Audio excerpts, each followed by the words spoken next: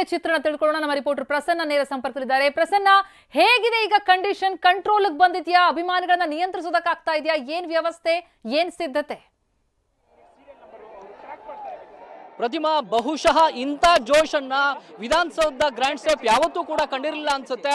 ಇನ್ನು ಕೆಲವೇ ಕ್ಷಣಗಳಲ್ಲಿ ವಿಧಾನಸೌಧದ ಗ್ರ್ಯಾಂಡ್ ಸ್ಟೆಪ್ ಬಳಿ ನಮ್ಮ RCB ತಂಡ ಬರುತ್ತೆ. ಅವರನ್ನ ಸ್ವಾಗತ ಮಾಡೋದಕ್ಕೆ ಮತ್ತು ಫೆಲಿಸಿಟೇಟ್ ಮಾಡೋದಕ್ಕೆ ಬೇಕಂತ ಎಲ್ಲ ಸಿದ್ಧತೆಗಳಾಗಿದ್ದಾವೆ. ಗ್ರ್ಯಾಂಡ್ ಸ್ಟೆಪ್ನಲ್ಲಿ ಚಾಂಪಿಯನ್ಸ್ ಅನ್ನುವಂಥ ಬೃಹದಾಕಾರದ LED-ಗಳನ್ನ ಅಳವಡಿಸಲಾಗ್ತಾ ಇದೆ. ಸುಮಾರು 25ಕ್ಕೂ ಹೆಚ್ಚು ಮಂದಿ RCB ತಂಡದ ಆಟಗಾರರು ಯಾರೆಲ್ಲ ಈ ಒಂದು ಟ್ರೋಫಿಯನ್ನ ಗೆಲ್ಲೋದಕ್ಕೆ ತಮ್ಮ ಶ್ರಮವನ್ನು ಹಾಕಿದ್ರು, ಅವ್ರನ್ನ ಸನ್ಮಾನಿಸುವಂತಹ ಸರ್ಕಾರದ ಕಡೆಯಿಂದ ಅವರನ್ನ ಗೌರವಿಸುವಂತ ಕೆಲಸ ಆಗುತ್ತೆ. ಅದಾದ ಬಳಿಕ RCB ಕಡೆಯಿಂದ ಒಬ್ಬರು ಕರ್ನಾಟಕಕ್ಕೆ ಮತ್ತು ಸರ್ಕಾರಕ್ಕೆ ಮತ್ತು ಕರ್ನಾಟಕದ ಜನತೆಗೆ, ಬೆಂಗಳೂರಿನ ಜನರಿಗೆ ಅಭಿನಂದನೆ ಸಲ್ಲಿಸುವಂತ ಕೆಲಸವನ್ನ ಮಾಡ್ತಾರೆ. ಅದಕ್ಕಿಂತ ಪ್ರಮುಖ ಸ್ಟೇಜ್ ಒಂದು ಕಡೆ ಆದ್ರೆ, ಸ್ಟೇಜ್ ನ ಎದುರು ಭಾಗದಲ್ಲಿ ಹೈಕೋರ್ಟ್ ಮತ್ತು ವಿಧಾನಸೌಧದ ಮುಂಭಾಗದಲ್ಲಿ ಏನು ರಸ್ತೆ ಇದೆ, ಅಲ್ಲಿ ಸಾವಿರಾರು ಸಂಖ್ಯೆಯಲ್ಲಿ ಈಗಾಗಲೇ ಎಲ್ಲ RCB ಫ್ಯಾನ್ಸ್ ಜಮಾಯಿಸಿರುವಂತದ್ದು. ತಮ್ಮ ತಮ್ಮ ಅಭಿಮಾನಿಗಳು ನೋಡೋದಕ್ಕೆ, ತಮ್ಮ ಒಂದು ಕ್ರಿಕೆಟಿಗರನ್ನ ನೋಡೋದಕ್ಕೆ, ಕಣ್ತುಂಬಿಕೊಳ್ಳೋದಕ್ಕೆ ಸಾಕಷ್ಟು ಸಂಖ್ಯೆಯಲ್ಲಿ ಜಮಾಯಿಸಿ ಬಿಟ್ಟಿದ್ದಾರೆ. ಎಷ್ಟರ ಮಟ್ಟಿಗೆ ಅಂತಂದ್ರೆ ಇನ್ನೂ ಕೂಡ ಪೊಲೀಸರು ವಾಹನಗಳನ್ನ ನಿರ್ಬಂಧಿಸಿಲ್ಲ. ಅಲ್ಲಿ ಹೋಗೋದಕ್ಕೆ ಅಂತ ಹೇಳಿ ವಾಹನಗಳಿಗೆ ಒಂದು ಲೈನ್ ಅನ್ನ ಬಿಟ್ಟಿದ್ದಾರೆ. ಆ ಎಲ್ಲ ವಾಹನಗಳು ಕೂಡ ಹೆಜ್ಜೆ ಹೆಜ್ಜೆ ನಿಧಾನಕ್ಕೆ ಬಂಪರ್ ಟು ಬಂಪರ್ ಮೂವ್ ಆಗಬೇಕು, ಆ ರೀತಿಯ ಪರಿಸ್ಥಿತಿ ಇದೆ. ಇನ್ನೂ ಸುಮಾರು 1 ತಾಸಿಗೂ ಹೆಚ್ಚು ಕಾಲ ಇಲ್ಲಿ ಬರೋದಕ್ಕಿಂತ ಮುಂಚಿತವಾಗಿಯೇ ಇಲ್ಲಿ ಎಲ್ಲ ಅಭಿಮಾನಿಗಳು ಜಮಾಯಿಸಿರುವಂತದ್ದು ನಾವೀಗ ಗಮನಿಸಬಹುದು. ವಿಧಾನಸೌಧದ ಕಾಂಪೌಂಡ್ ಅನ್ನು ಕೂಡ ಎಗರಿ ಒಳಬರೋದಕ್ಕೆ ಒಂದಷ್ಟು ಜನ ಅಭಿಮಾನಿಗಳು ಪ್ರಯತ್ನ ಪಡ್ತಾ ಇದ್ದಾರೆ. ಬಹುಶಃ ಪೊಲೀಸರಿಗೆ ಇದರ ಅರಿವಿತ್ತು ಅನ್ಸುತ್ತೆ. ಇದೇ ಕಾರಣಕ್ಕೋಸ್ಕರ ಇಲ್ಲಿಂದ ವಿಧಾನಸೌಧದಿಂದ ಚಿನ್ನಸ್ವಾಮಿ ಸ್ಟೇಡಿಯಂಗೆ ಒಂದು ಓಪನ್ ಬಸ್ ನಲ್ಲಿ ಮೆರವಣಿಗೆಯನ್ನ ಮಾಡಬೇಕು, ವಿಕ್ಟರಿ ಪರೇಡ್ ಅನ್ನ ಮಾಡಬೇಕು ಅಂತೇಳಿ ಮೊದಲು ತೀರ್ಮಾನ ಆಗಿತ್ತು. ಆದ್ರೆ RCB ಫ್ಯಾನ್ಸ್ ಅವರ ಜೋಶ್ ಹೇಗಿದೆ ಅಂತಂದ್ರೆ ಸರ್ಕಾರಕ್ಕೂ ಕೂಡ ಇದರ ಬಿಸಿ ಮುಟ್ಟಿದೆ.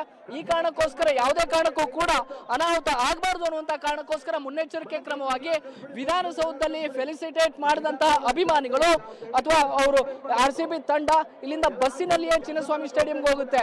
ಹೀಗಾಗಿ ಬಹುಶಃ ಓಪನ್ ಬಸ್ ಮೆರವಣಿಗೆಗೆ ಏನಾದರೂ ಅವಕಾಶ ಕೊಟ್ಟಿದ್ರೆ ಒಂದೇ ಒಂದು ಹೆಜ್ಜೆ ಕೂಡ ಮೂವ್ ಆಗೋದಕ್ಕೆ ಸಾಧ್ಯ ಇರ್ತಿರ್ಲಿಲ್ವೇನೋ ಅಂತ ಪರಿಸ್ಥಿತಿ ನಿರ್ಮಾಣವಾಗಿದೆ. ವಿಧಾನಸೌಧ ಮುಂಭಾಗದಲ್ಲಿ ಇರುವಂತಹ ರಸ್ತೆ ಸಂಪೂರ್ಣವಾಗಿ ಕ್ರೌಡ್ ಇಂದ ಫಿಲ್ ಆಗಿಬಿಟ್ಟಿದೆ. ಈ ರೀತಿಯ ಜೋಶನ ವಿಧಾನಸೌಧ ಹಿಂದೆಂದೂ ಕೂಡ ಕಂಡಿರಲಿಲ್ಲ. ಕೇವಲ ರಾಜಕೀಯ ಕಾರ್ಯಕ್ರಮಗಳಿಗೆ ಮಾತ್ರ ಸೀಮಿತವಾಗಿದ್ದಂತ ವಿಧಾನಸೌಧದ ಮುಂಭಾಗ ಮತ್ತು ವಿಧಾನಸೌಧದ ಗ್ರ್ಯಾಂಡ್ ಸ್ಟೆಪ್ ಇದೀಗ RCB ಜೋಶ್ ನಿಂದ ತುಂಬೋಗಿದೆ. RCBಯ ಬಾವುಟಗಳು ಎಲ್ಲ ಕಡೆ ಹರಡ್ತಾ ಇದ್ದಾವೆ. ಇಲ್ಲಿ ಕೇಳಿ ಬರ್ತಾ ಇದ್ದು RCB ಅನ್ನೋದನ್ನ ಬಿಟ್ರೆ ಬೇರೆ ಏನೂ ಕೂಡ ಕೇಳಿ ಬರ್ತಾ ಇಲ್ಲ. BMTC ಬಸ್ಗಳನ್ನು ಕೂಡ ತಡೆದು BMTC ಬಸ್ಗಳ ಮುಂದೆ ಡ್ಯಾನ್ಸ್ ಮಾಡ್ತಾ ಇರುವಂತಹ ಕ್ರೌಡ್ ಅನ್ನು ಕೂಡ ಗಮನಿಸಬಹುದು. ನಿನ್ನೆ ಕಪ್ ಗೆದ್ದ ತಕ್ಷಣ ಕೂಡ ಬೆಳಗಿನ ಜಾವ 3-4 ಗಂಟೆ ತನಕ ಜೋಶ್ ಅಲ್ಲಿ ಕುಣಿದಾಡಿದಂತ ಸಂಭ್ರಮಿಸಿದ್ದಂತ RCB ಅಭಿಮಾನಿಗಳು ಇದೀಗ ವಿಧಾನಸೌಧದ ಮುಂದೆ ಕೂಡ ಅಷ್ಟೇ ಸಂಖ್ಯೆಯಲ್ಲಿ ಜಮಾಯಿಸಿದ್ದಾರೆ. ಆ ಕ್ರೌಡ್ ಅಲ್ಲಿ ಈಗ ಇನ್ನೂ 1.5 ತಾಸು ಬಾಕಿ ಇದೆ ಅನ್ನುವಾಗಲೇ ಅವರ ಡ್ಯಾನ್ಸ್ ಮುಗಿಲು ಮುಟ್ಟಿದೆ, ಜೋಶ್ ಮುಗಿಲು ಮುಟ್ಟಿದೆ. ಇದನ್ನ ತಮ್ಮ ಕಿಂಗ್ ಕೊಹ್ಲಿ ವಿಧಾನಸೌಧ ಗ್ರ್ಯಾಂಡ್ ಸ್ಟೆಪ್ಗೆ ಬಂದ್ರೆ ಹೇಗೆ ಎನ್ಕರೇಜ್ ಮಾಡಬೇಕು ಅಂತೇಳಿ ಈಗಾಗಲೇ ದೊಡ್ಡ ಮಟ್ಟಿಗಿನ ಜೋಶ್ನಲ್ಲಿ ಇಲ್ಲಿನ RCB ಫ್ಯಾನ್ಸ್ ಇದ್ದಾರೆ. ಹೀಗಾಗಿ ಈಗ ಕೊನೆ ಕ್ಷಣದ ಓಕೆ ಪ್ರಸನ್ನ, ಥ್ಯಾಂಕ್ ಯು. ನಾವು ನೋಡ್ತಾ ಇದ್ದೀವಿ ದೃಶ್ಯಗಳಲ್ಲಿ, ಈಗಾಗಲೇ 2 ದೃಶ್ಯಗಳನ್ನು ನೋಡ್ತಾ ಇದ್ದೀರಿ. ಒಂದು ವಿಧಾನಸೌಧದ ಮುಂಭಾಗ ಇರುವಂತಹ ದೃಶ್ಯಗಳು. RCB ಅಭಿಮಾನಿಗಳು ಅಪಾರ ಸಂಖ್ಯೆಯಲ್ಲಿ ಅಲ್ಲಿ ಜಮಾಯಿಸಿದ್ದಾರೆ. ಬಹುಶಃ ಬೆಂಗಳೂರಿನಲ್ಲಿ ಹಿಂದೆಂದೂ ಕಾಣದಂತಹ ಒಂದು ಕ್ರೌಡ್ ಇವತ್ತು ವಿಧಾನಸೌಧದ ಮುಂದೆ ಕಾಣಿಸ್ತಾ ಇದೆ. ನೋಡಿ, ಎಲ್ಲ ಕಡೆನೂ ಕೂಡ RCB ಫ್ಲಾಗ್ಗಳು, RCBಯ ಜರ್ಸಿಗಳು, ಜೈ RCB ಅನ್ನುವಂತಹ ಸ್ಲೋಗನ್ಗಳೇ ಕೇಳಿಸ್ತಾ ಇದೆ. ಯಾಕೆ ಅಂತ ಹೇಳಿದ್ರೆ ಇವತ್ತು ಇದೇ ಜಾಗದಲ್ಲಿ ವಿಧಾನಸೌಧ ಗ್ರ್ಯಾಂಡ್ ಸ್ಟೆಪ್ಸ್ ಅಲ್ಲಿ ಚಾಂಪಿಯನ್ ತಂಡಕ್ಕೆ ಫೆಲಿಸಿಟೇಟ್ ಮಾಡಲಾಗುತ್ತೆ. ಈಗಾಗಲೇ ಬೆಂಗಳೂರಿಗೆ ಬಂದಿರುವಂತಹ RCB ಇಡೀ ಟೀಮ್ ತಾಜ್ ವೆಸ್ಟ್ ಎಂಡ್ಗೆ ತೆರಳಿದೆ. ತಾಜ್ ವೆಸ್ಟ್ ಎಂಡ್ನಲ್ಲೂ ಕೂಡ ಅಲ್ಲಿನ ಸಿಬ್ಬಂದಿ ವೆಯ್ಟ್ ಮಾಡ್ತಾ ಇದ್ದಾರೆ ಚಾಂಪಿಯನ್ ತಂಡವನ್ನು ಸ್ವಾಗತ ಮಾಡೋದಕ್ಕೆ. ಅಲ್ಲಿ ಸ್ವಲ್ಪ ಹೊತ್ತು ಇದ್ದು ಅಲ್ಲಿಂದ ನೇರವಾಗಿ ವಿಧಾನಸೌಧಕ್ಕೆ ಬರ್ತಾರೆ. RCBಯ ಇಡೀ ಟೀಮ್ ವಿರಾಟ್ ಕೊಹ್ಲಿ ಆದಿಯಾಗಿ, ಪಟಿದಾರ್ ಆದಿಯಾಗಿ, ಸಾಲ್ಟ್, ಜೋಶ್ ಹ್ಯಾಸಲ್ವುಡ್, ಕೃಣಾಲ್ ಪಾಂಡ್ಯ, ನೆನೆಯ ಪಂದ್ಯದ ಹೀರೋ ಸುಯಾಶ್ ಶರ್ಮಾ ಸೇರಿದಂತೆ ಬೇರೆ ಎಲ್ಲ ಆಟಗಾರರು ಕೂಡ, RCBಯ ಇಡೀ ಟೀಮ್ ಜೊತೆಗೆ ಅವರ ಸಪೋರ್ಟಿಂಗ್ ಸ್ಟಾಫ್ ಎಲ್ಲವೂ ಕೂಡ ಇವತ್ತು ವಿಧಾನಸೌಧಕ್ಕೆ ಬರುತ್ತೆ. ವಿಧಾನಸೌಧದ ಮುಂಭಾಗ ಗ್ರ್ಯಾಂಡ್ ಸ್ಟೆಪ್ಸ್ನಲ್ಲಿ ಚಾಂಪಿಯನ್ ತಂಡಕ್ಕೆ ಫೆಲಿಸಿಟೇಟ್ ಮಾಡಲಾಗುತ್ತೆ. ನೋಡಿ, ದೃಶ್ಯಗಳಲ್ಲಿ ನೋಡ್ತಾ ಇದ್ದೀವಿ ಜನ ಎಷ್ಟು ಮಟ್ಟಿಗೆ ಜಮಾಯಿಸಿದ್ದಾರೆ ಅಂಥೇಳಿ. ವಿಧಾನಸೌಧ ಆ ಗ್ರಿಲ್ಗಳನ್ನು ದಾಟಿ ಒಳಗಡೆ ಬರುವಂತಹ ಪ್ರಯತ್ನದಲ್ಲಿದ್ದಾರೆ. ಬಟ್ ಪೊಲೀಸರು ಕೂಡ ಹೆಚ್ಚಿನ ಸಂಖ್ಯೆಯಲ್ಲಿ ಅಲ್ಲಿ ನಿಯೋಜನೆಗೊಂಡಿದ್ದಾರೆ. ಒಂದು ಎಕ್ಸ್ಪೆಕ್ಟೇಷನ್ ಇತ್ತು, RCB ಈ ಬಾರಿ ಗೆದ್ರೆ ಚಾಂಪಿಯನ್ ತಂಡವಾದ್ರೆ ಖಂಡಿತವಾಗ್ಲೂ ಸೆಲೆಬ್ರೇಷನ್ ಅಂತೂ ಬೆಂಗಳೂರಿನಲ್ಲಿ ಇರುತ್ತೆ ಅಂತೇಳಿ. ಬಟ್ ಈ ಮಟ್ಟಕ್ಕೆ ಸೆಲೆಬ್ರೇಟ್ ಮಾಡ್ತಾರೆ ಅಭಿಮಾನಿಗಳು, ಈ ರೀತಿಯಾಗಿ ಜನಸಾಗರವೇ ಹರಿದು ಬರುತ್ತೆ ಅಂತ ಹೇಳಿ ಎಕ್ಸ್ಪೆಕ್ಟೇಷನ್ಸ್ ಬಹುಶಃ ಕಮ್ಮಿ ಇತ್ತು. ಆದರೆ 18 ವರ್ಷಗಳ ಆ ಕಾಯುವಿಕೆ, ಆ ತುಡಿತ ಈ ಎಲ್ಲ ಅಭಿಮಾನಿಗಳನ್ನ ಇವತ್ತು ಇಲ್ಲಿಗೆ ತಂದು ನಿಲ್ಲಿಸಿದೆ.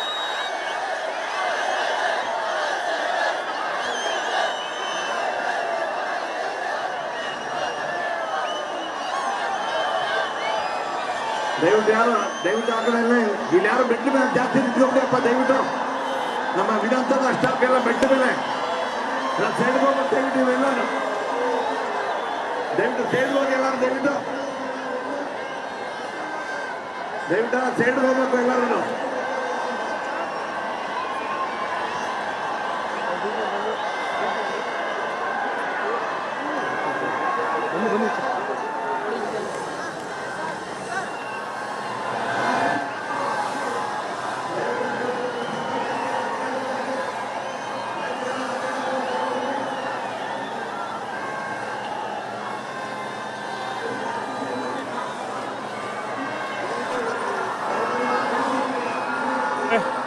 DCM DK ಶಿವಕುಮಾರ್ ಅವರು ವಿಧಾನಸೌಧಕ್ಕೆ ಬಂದಿರೋದನ್ನು ನೋಡ್ತಾ ಇದ್ದೀವಿ. ಈಗಷ್ಟೇ ಆಗಮಿಸಿರುವಂಥ DK ಶಿವಕುಮಾರ್ ಅವರು ಅಲ್ಲಿ ಏನೇನು ವ್ಯವಸ್ಥೆಗಳಾಗಿವೆ ಅನ್ನುವಂಥದ್ರ ಬಗ್ಗೆ ಪರಿಶೀಲನೆಯನ್ನು ಮಾಡ್ತಾ ಇದ್ದಾರೆ. CM ಸಿದ್ದರಾಮಯ್ಯ ಅವರು ಕೂಡ ಇನ್ನೇನು ಕೆಲವೇ ಹೊತ್ತಿನಲ್ಲಿ ಇಲ್ಲಿಗೆ ಆಗಮಿಸ್ತಾರೆ. ಹಾಗೆ RCBಯ ಇಡೀ ಟೀಮ್ ಕೂಡ ಇವತ್ತು ವಿಧಾನಸೌಧ ಈ ಗ್ರ್ಯಾಂಡ್ ಸ್ಲ್ಯಾಬ್ಸ್ ಮುಂದೆ ಬರುತ್ತೆ. ವಿಧಾನಸೌಧ ಈ ಗ್ರ್ಯಾಂಡ್ ಸ್ಟೆಪ್ಸ್ನಲ್ಲಿ ನೆರವೇರಲಿರುವಂಥ ಅಭಿನಂದನಾ ಕಾರ್ಯಕ್ರಮ. ಈಗಾಗಲೇ DCM DK ಶಿವಕುಮಾರ್ ಬಂದಿದ್ದಾರೆ, ಸ್ಥಳಕ್ಕೆ ಪರಿಶೀಲನೆ ಮಾಡ್ತಾ ಇದ್ದಾರೆ. ಹೆಚ್ಚಿನ ಸಂಖ್ಯೆಯಲ್ಲಿ ಪೊಲೀಸರನ್ನು ಕೂಡ ನಿಯೋಜನೆಗೊಳಿಸಲಾಗಿದೆ. ಯಾವುದೇ ರೀತಿಯ ಅಹಿತಕರ ಘಟನೆಗಳಾಗಬಾರದು ಅನ್ನೋ ನಿಟ್ಟಿನಲ್ಲಿ ನಿನ್ನೆ ರಾತ್ರಿಯಿಂದಲೇ ಪೊಲೀಸರೆಲ್ಲರೂ ಕೂಡ ಅಲರ್ಟ್ ಆಗಿದ್ದಾರೆ. ಯಾಕಂದರೆ ನಿನ್ನೆ RCB ಇತಿಹಾಸವನ್ನು ಬರೆದು 18 ವರ್ಷಗಳ ಬಳಿಕ ಆ 18 ವರ್ಷಗಳ ಕಾಯುವಿಕೆ, ಆ 18 ವರ್ಷಗಳ ತುಡಿತಕ್ಕೆ ಕೊನೆಗೂ ನಿನ್ನೆ ರಾತ್ರಿ ಉತ್ತರವನ್ನು ಕೊಟ್ಟರು RCBಯ ಆಟಗಾರ.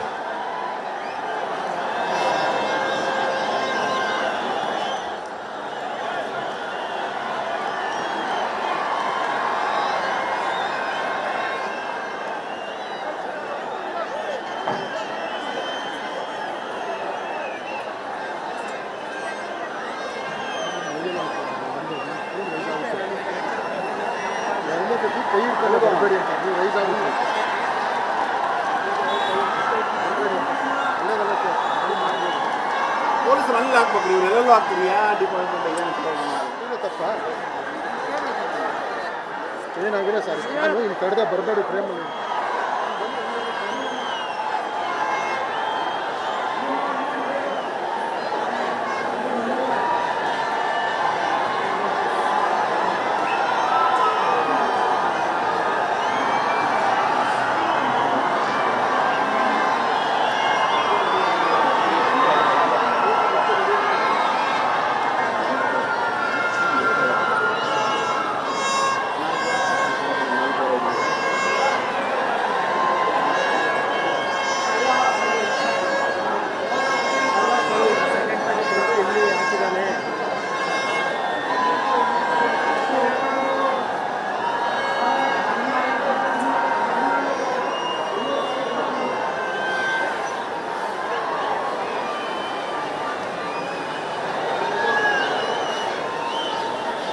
ಸ್ವಲ್ಪ ಬಾರಣ ನೀನು ಚೆನ್ನಾಗಿರಪ್ಪ.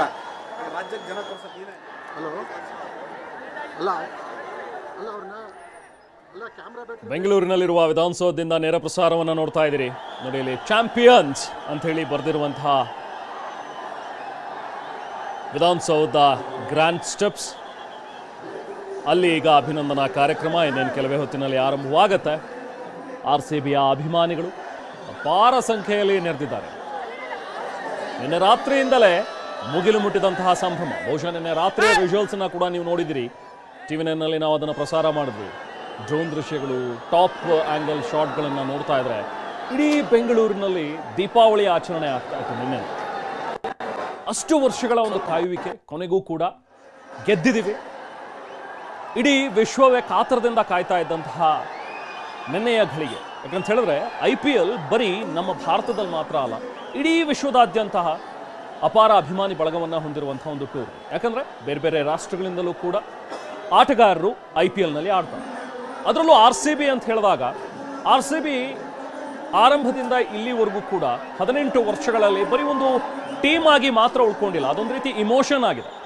ಬೆಂಗಳೂರಿಗರಿಗೆ, ಕರ್ನಾಟಕದವರಿಗೆ ಮಾತ್ರ ಅಲ್ಲ, ಬರೀ ನಮ್ಮಲ್ಲಿ ಮಾತ್ರ ಅಂತ ಅಲ್ಲ, ಬೇರೆ ರಾಜ್ಯದಲ್ಲೂ ಕೂಡ ನಾವು RCB ಅಭಿಮಾನಿಗಳನ್ನು ನೋಡ್ತೀವಿ. ಅದರಲ್ಲೂ ನಿನ್ನೆ ಅದಕ್ಕೆ ಸಾಕ್ಷಿ ನೋಡಿ. ಅಹಮದಾಬಾದ್ನ ನರೇಂದ್ರ ಮೋದಿ ಸ್ಟೇಡಿಯಂನಲ್ಲಿ ನಡೆದಂತಹ ಪಂದ್ಯ, ಅಲ್ಲಿ ಸುಮಾರು 1 ಲಕ್ಷಕ್ಕೂ ಹೆಚ್ಚು ಜನರು ಆಸೀನರಾಗೋದಕ್ಕೆ ಸ್ಥಳಾವಕಾಶ ಇರುವಂತಹ ಒಂದು ಸ್ಟೇಡಿಯಂನಲ್ಲಿ ಎಲ್ಲಿ ಕಣ್ಣು ಹಾಯಿಸಿದ್ರು ಕೂಡ RCBಯ ಸಪೋರ್ಟರ್ಸ್ ಹೆಚ್ಚಾಗಿ ಕಾಣಿಸ್ತಾ ಇದೆ. ಅಂತ ಹೇಳಿದ್ರೆ ಬರೀ ಬೆಂಗಳೂರು, ಕರ್ನಾಟಕ ಮಾತ್ರ ಅಲ್ಲದೆ ಬೇರೆ ಬೇರೆ ಭಾಗಗಳಲ್ಲೂ ಕೂಡ RCBಯ ಅಪಾರ ಅಭಿಮಾನಿಗಳು ನೋಡಿ. ಈಗಾಗಲೇ DK ಶಿವಕುಮಾರ್ ಸ್ಥಳಕ್ಕೆ ಆಗಮಿಸಿದ್ದಾರೆ, ಪರಿಶೀಲನೆಯನ್ನು ಮಾಡ್ತಾ ಇದ್ದಾರೆ ವ್ಯವಸ್ಥೆಗಳನ್ನು. ಇನ್ನೇನು ಕೆಲವೇ ಹೊತ್ತಿನಲ್ಲಿ ಸಂಭ್ರಮಾಚರಣೆ ಆರಂಭವಾಗುತ್ತೆ. ಇನ್ನೇನು ಕೆಲವೇ ಹೊತ್ತಿನಲ್ಲಿ CM ಸಿದ್ದರಾಮಯ್ಯ ಅವರು ಕೂಡ ಆಗಮಿಸ್ತಾರೆ. ಎಲ್ಲ RCB ಆಟಗಾರರನ್ನು ಫೆಲಿಸಿಟೇಟ್ ಮಾಡಲಾಗುತ್ತೆ. ಇಡೀ RCBಯ ಟೀಮ್ ಇವತ್ತು ಬೆಂಗಳೂರಿಗೆ ವಾಪಸ್ಸಾಗಿದೆ. ನಿನ್ನೆ ಅಹಮದಾಬಾದ್ನಲ್ಲಿ ಕಪ್ ಗೆದ್ದು ಸಂಭ್ರಮಾಚರಣೆಯನ್ನು ಮುಗಿಸಿ ನಿನ್ನೆ ರಾತ್ರಿ ಈಗ ನೇರವಾಗಿ ಬೆಂಗಳೂರಿಗೆ ಆಗಮಿಸಿದೆ. ಬೆಂಗಳೂರಿನಲ್ಲಿ ಇನ್ಫ್ಯಾಕ್ಟ್ ಇಲ್ಲಿ ವಿಧಾನಸೌಧದಲ್ಲಿ ಮುಂಭಾಗ ಈ ಸಂಭ್ರಮಾಚರಣೆಯ ಕಾರ್ಯಕ್ರಮ ಮುಗಿದ ಬಳಿಕ ಚಿನ್ನಸ್ವಾಮಿ ಸ್ಟೇಡಿಯಂಗೆ ಟೀಮ್ ತೆರಳುತ್ತೆ. ಇನ್ನು ಪ್ಲಾನಿಂಗ್ ಆಗ್ತಾ ಇದೆ, ಓಪನ್ ವೆಹಿಕಲ್ನಲ್ಲಿ, ಓಪನ್ ಬಸ್ನಲ್ಲಿ ಹೋಗೋದು, ಅಥವಾ ಕ್ರೌಡ್ ತುಂಬ ಇದ್ದು ಸಮಸ್ಯೆ ಆಗತ್ತೆ ಟ್ರಾಫಿಕ್ಕಿಗೆ ಅಥವಾ ಬೇರೆ ಏನಾದರೂ ಸಮಸ್ಯೆಗಳಾಗತ್ತೆ ಅನ್ನೋದಾದರೆ ನೇರವಾಗಿ ಇಲ್ಲಿಂದ ಟೀಮನ್ನು ಚಿನ್ನಸ್ವಾಮಿ ಸ್ಟೇಡಿಯಂಗೆ ಕಳಿಸಲಾಗುತ್ತೆ. ಅಲ್ಲಿ ಮತ್ತೊಂದು ಸುತ್ತಿನ ಕಾರ್ಯಕ್ರಮ ಇದೆ. ಬಿಕಾಸ್ ಇವತ್ತು celebration time, it's a celebration day.